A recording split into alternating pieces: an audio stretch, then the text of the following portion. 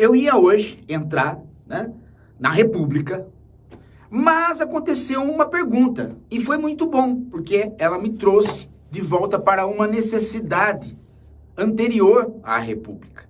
Na aula passada, eu disse para vocês que uma das motivações de nós termos o nosso primeiro grande tratado de política, a República, foi a insatisfação do Platão com a democracia. E ia passar para frente. Aí, eu recebi uma pergunta de um aluno, que é o Teodosildo. O Teodosildo, ele acho que mora numa cidade do Acre e me mandou essa pergunta. Viu, Teodosildo?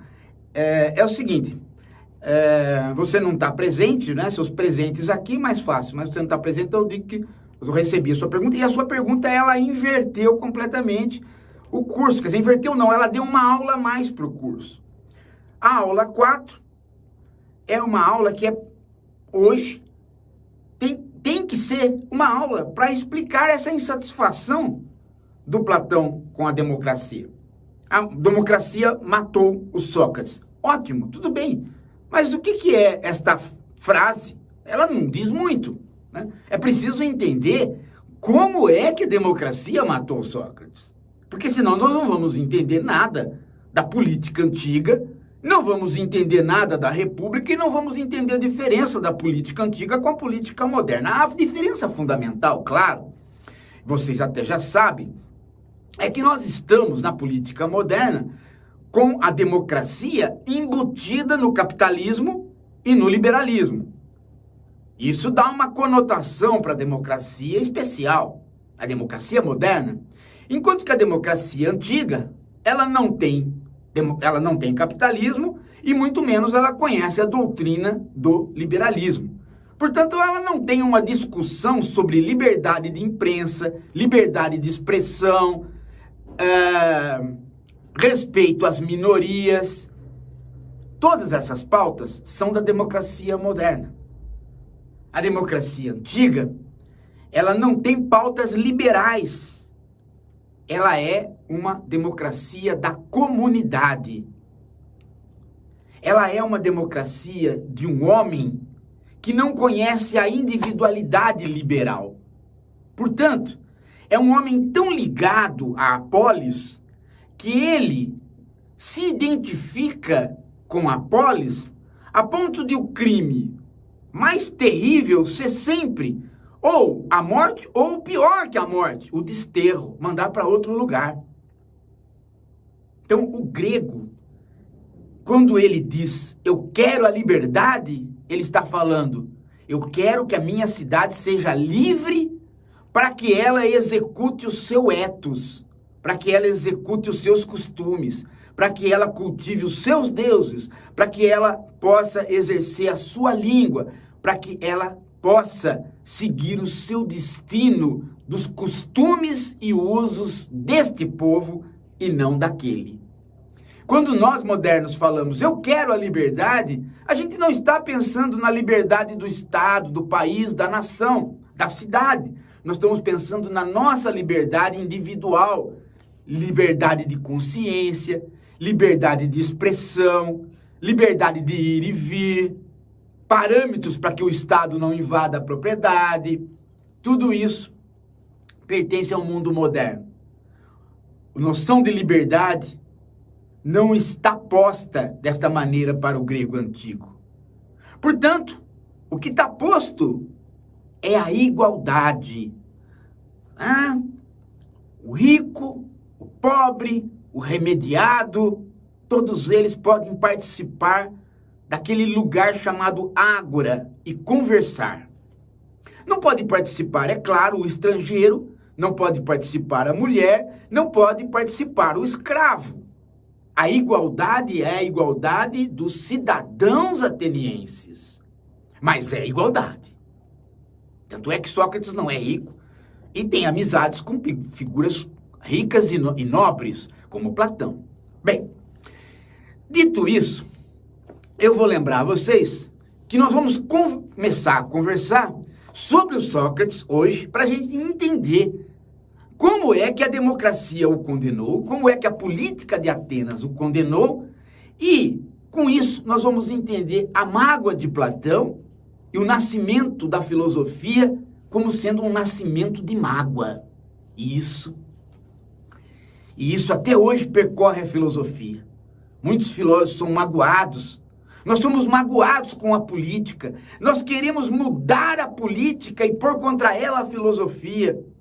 E não raro, nós batemos cabeça. Vamos entender isso. Para entender isso, os livros que eu vou recomendar hoje são dois meus, que é o 10 lições sobre Sócrates, da Vozes, e o Sócrates, Pensador e Educador, da editora Cortez. Meus livros têm editora, tá? Não é papel na internet. Bom, vamos lá. Olha só. Deixa eu pegar minha maçã aqui. Obrigado, querida. Olha só. Senta. Isso. Sentar. Isso. Gente, olha. Vejam só. O que Sócrates fez? O que Sócrates fez para ser condenado por filosofar? Bom, eu sei muito bem o que se deve fazer para ser condenado por filosofar, porque eu só não morri porque tenho um forte anjo da guarda. Mas perder emprego, perdi todos. Porque quando você filosofa, principalmente pelo fato de que a filosofia, né, ela tem essa mágoa da política, ela é o inferno dos políticos, até mesmo daqueles políticos que a gente gosta. Mas Sócrates tinha um filosofar que era realmente terrível. Mas as acusações que foram contra Sócrates é que o levaram a ser julgado. Quais foram as acusações? Esse é o problema. Quais foram as acusações? A primeira acusação, vinda todas elas de três figuras, principalmente de Meletos, que havia sido alguém que por algum tempo se aproximou de Sócrates. Meletos fez três acusações. Sócrates, ele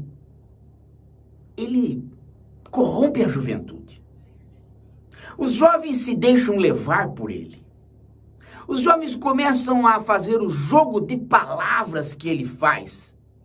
E o jogo de palavras que ele faz as pessoas tomarem uma razão que não é a mais forte, pela razão mais forte.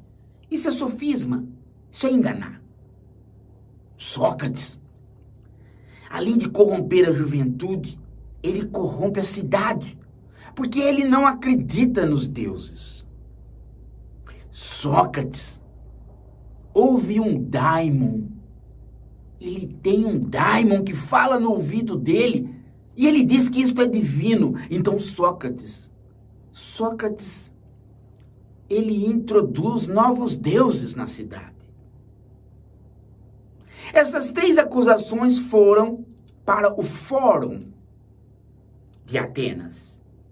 E lá pelas tantas, um belo dia, Sócrates é chamado.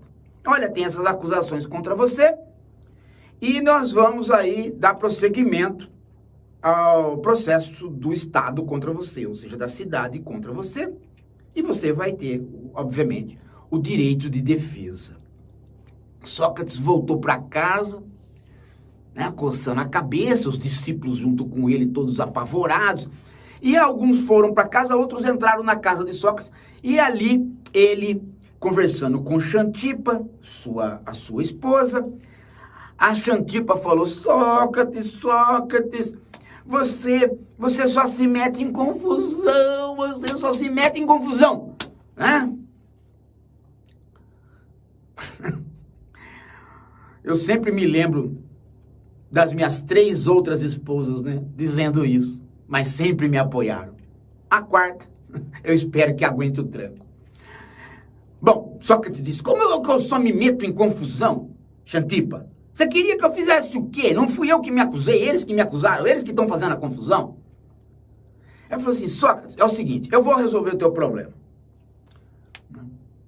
Eu vou chamar uma pessoa para fazer a sua defesa. E chamou um sofista que foi até a casa de Sócrates e disse para Sócrates como que ele ia fazer a defesa. Falou, Sócrates, a tua defesa, ela é difícil, mas eu vou resolver o teu problema. Vou resolver o seu problema. É claro, você vai, né? Pega aí teu celular, Sócrates pegou o celular, digita aí esses números, já vai depositando aí na minha conta, né? Esse dinheiro aí que a sua defesa tá garantida. E o sofista que ia fazer a defesa do Sócrates disse, olha, Sócrates, essas questões de tribunal, de julgamento perante o conselho da cidade, a melhor coisa que a gente tem que fazer é cumprir o ritual. O ritual é o seguinte, primeiro, você faz um grande elogio aos deuses. Segundo, você faz um grande elogio à cidade. Terceiro, você diz que você deslizou em algumas frases por conta da sua idade e tá tudo acabado. É tudo um grande ritual. Bastou fazer esse ritual e todos aqueles que eu defendi saíram ilesos. Sócrates pensou, falou, espera aí, deixa eu ver se eu entendi. Eu vou falar que os deuses são muito bons. Depois eu vou falar que a cidade é muito boa. Depois eu vou falar que os juízes são melhores ainda. E depois de fazer todo esse salamaleque, que você está dizendo que não é defesa nenhuma, é apenas o ritual que ajuda a gente a se livrar da pena, aí eu tenho que simplesmente dizer que sou gagá. Estou velho, cabeça mole, e por isso falei o que falei. Terminado o julgamento, eu saio livre, e aí eu vou filosofar como? Se eu falei tudo aquilo que eu não penso, e ainda por cima me declarei um maluco. Acabou a minha vida. O sofista costou a cabeça. Não, eu agradeço muito, entendi o seu ponto de vista, mas eu vou fazer a minha própria defesa.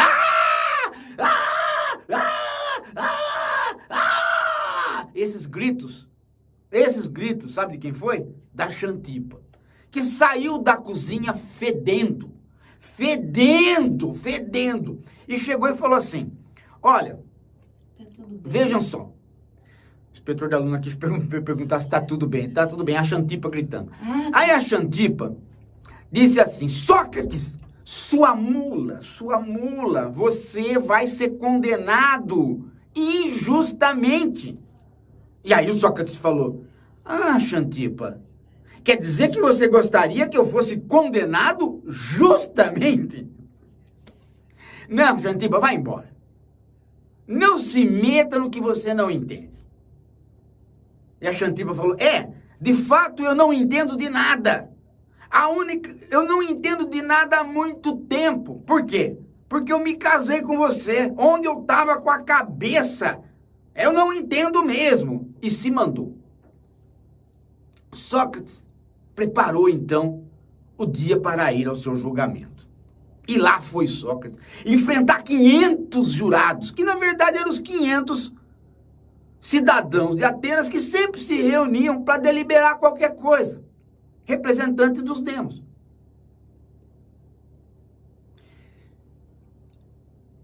Eles não iam condenar Sócrates ou absolver Sócrates por alguma lei, porque não existia uma lei escrita. Os tribunais avaliavam ali todo o processo. Ou seja, os anciões ou os cidadãos, eles julgavam a pessoa, os fatos, e ali mesmo eles deliberavam as penas. Não tinha uma pena preparada ou um código preparado. A democracia ateniense se fazia a cada reunião dos cidadãos. cada episódio era um episódio. Nem mesmo se gerava grande jurisprudência sobre isso. Mas, na verdade, o que se esperava é que era que Sócrates fizesse aquele ritual que o sofista falou. Mas Sócrates não fez.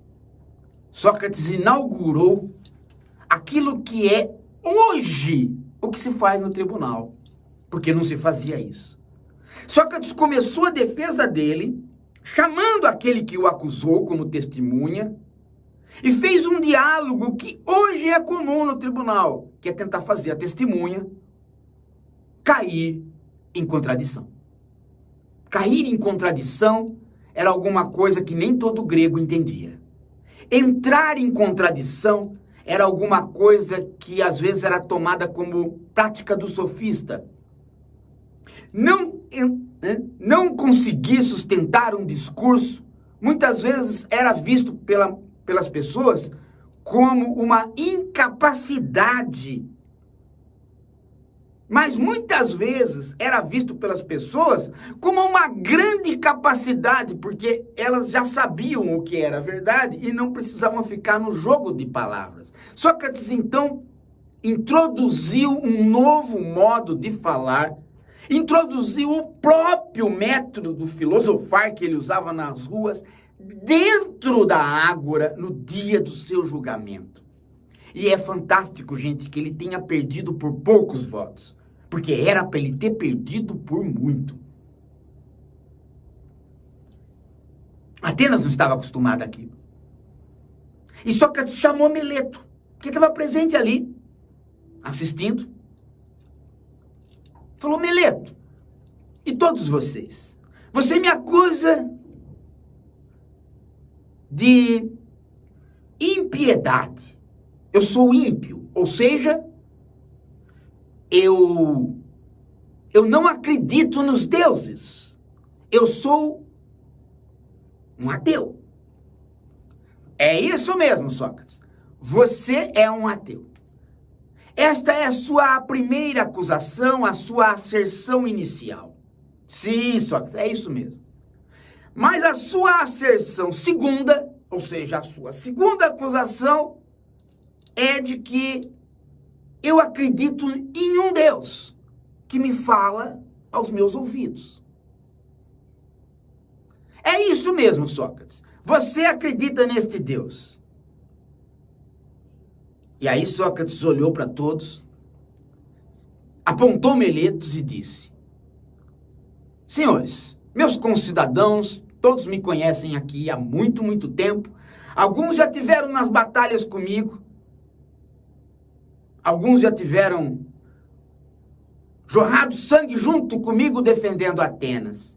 E eu digo, este homem que acabou de me acusar, me acusa de ser ateu e de acreditar no meu Deus. Como pode um ateu acreditar num Deus? Quem é ateu não acredita em Deus nenhum. Quem acredita num Deus não é ateu. Portanto, senhores, Meletos não sabe o que fala. Meletos está completamente perdido. Não se sustenta o que Meletos fala.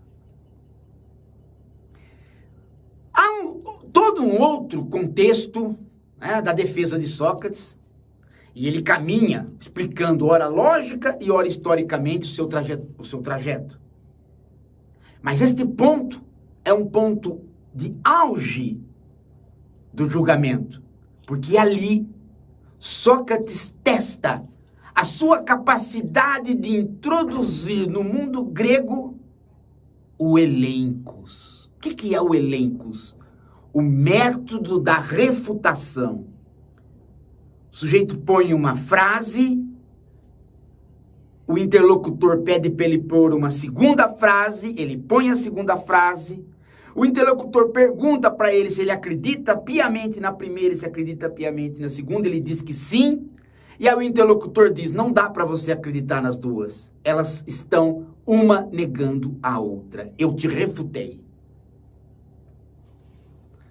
Os atenienses que acompanhavam a atividade filosófica de Sócrates entenderam. Outros achavam que isso não era nada a não ser sofismas, que Sócrates era um sofista. E outros ainda não entendiam absolutamente o que era cair em contradição.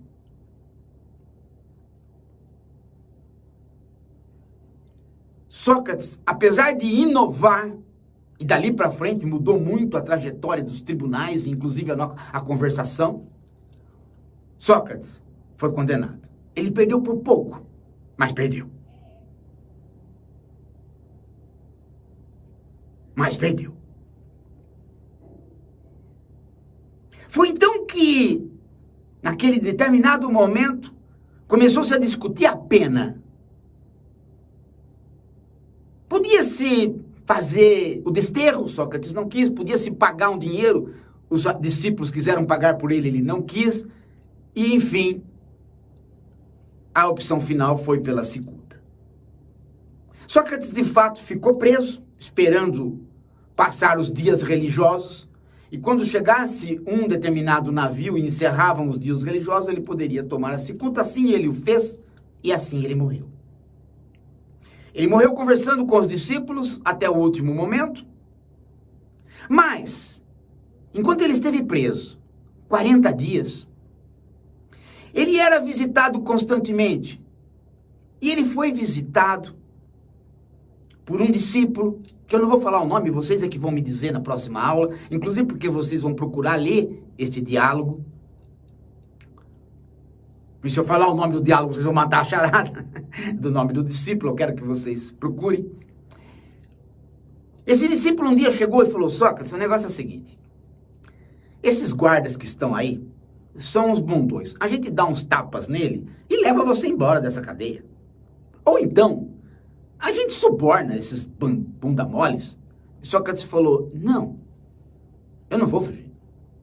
Mas Sócrates, você vai morrer, vai deixar seus filhos. E o que é pior, a Xantipa está lá num estado, né? Ele falou: querido, a Xantipa está sempre nesse mesmo estado, independente da minha morte ou não. Aliás, Nietzsche falava, Nietzsche, um filósofo contemporâneo, falava que Sócrates só filosofou para ficar fora de casa, né? Para não aguentar a Xantipa. Se a Xantipa fosse mais amável, a filosofia não teria existido. Mas vejam só, esse discípulo insistia que Sócrates fugisse. E Sócrates disse assim: como é que você pode fugir? A hora que você estivesse fugindo, as leis da cidade emergeriam e chamariam você. Você viraria e falaria assim: ei, quem está me chamando? Somos nós, Sócrates, as leis da cidade. Sim, vocês, as leis da cidade? Sim, Sócrates, fugindo, hein? Fugindo, hein, Sócrates? Não, eu não estou fugindo, eu fui julgado injustamente, eu estou indo embora. Injustamente, Sócrates? Injustamente? Quer dizer que as leis da cidade agora não te servem mais? Não, vocês me servem, mas é que nesse determinado momento, Sócrates, as leis da cidade foram boas para você ter filhos nela, não foram? As leis da cidade foram boas para você arranjar esposa em Atenas.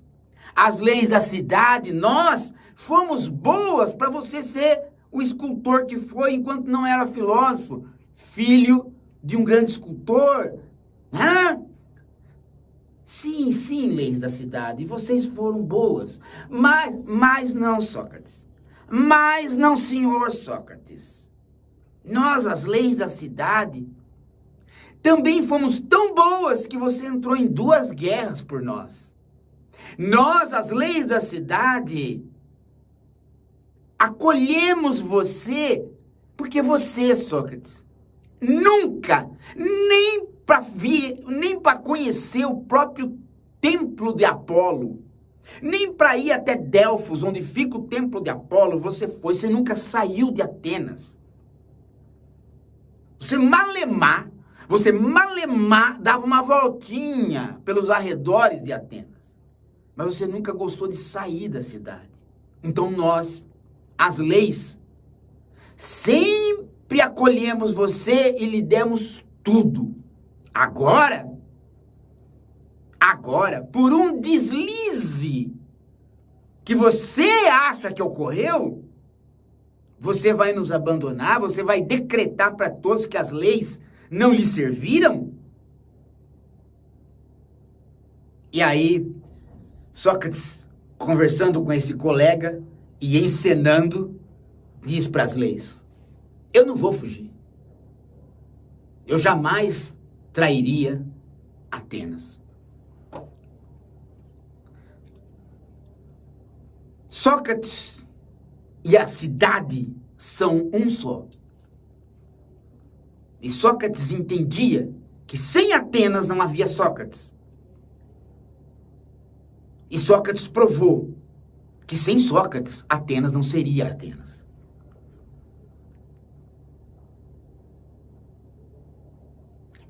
A democracia, ela matou Sócrates legitimamente, segundo Sócrates. E segundo Platão. Porque foi Platão que escreveu a Apologia de Sócrates e descreveu em detalhes este episódio, que pode ter sido real e pode ter sido claramente inventado. Até porque nós nunca saberemos a verdade sobre isso. Não importa. O que importa é que este Sócrates platônico, ele não traiu as leis da cidade por conta de talvez um deslize dos homens da cidade.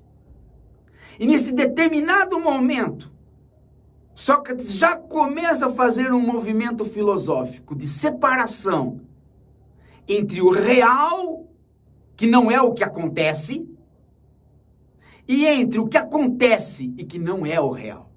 O real são as leis, mas naquele momento elas não aconteceram como elas deveriam acontecer.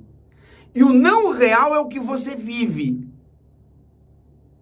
Ou seja, a disfunção das leis na mão dos homens. Sócrates começa a fazer essa distância que já não é mais quase socrática, mas é especificamente platônica. A construção do mundo ideal, que é o real para Platão. E a construção do mundo existente, que é este mundo, que apesar de ser existente, ele não é o real. Então é preciso encontrar, para corrigir esse erro, a justiça real. E não ficar na justiça existente, que é aquela que ocorre todos os dias e que pode ser a injustiça. A morte de Sócrates é também, portanto, não só a mágoa de Platão, mas ela é também o elemento teórico fundante da construção da República e da resposta de Platão contra a democracia. Há professores, que nem é professor, tem um palestrante aí, que ele acha que comer uma vaca e comer uma cenoura é a mesma coisa. Eu apelidei de banal cenoura. E ele acha que não se pode criticar a democracia. Só se pode criticar a democracia para melhorá-la, ou seja, a democracia ao céu. Ou seja, ele não sabe que existiu Platão, o homem que criticou a democracia. E é sobre isto que nós vamos falar na próxima aula. Porque isto que eu falei até agora já é o suficiente para você entender como é que funcionava a democracia ateniense. E como Sócrates a respeitava. E como Platão a tentou superar. Na resposta última de Sócrates está a chave do que Platão vai inaugurar. Uma dicotomia entre real e existente, que é a chave de um pensamento chamado metafísico, e que é propriamente o pensamento filosófico de Platão, até mais ou menos próximo dos nossos dias.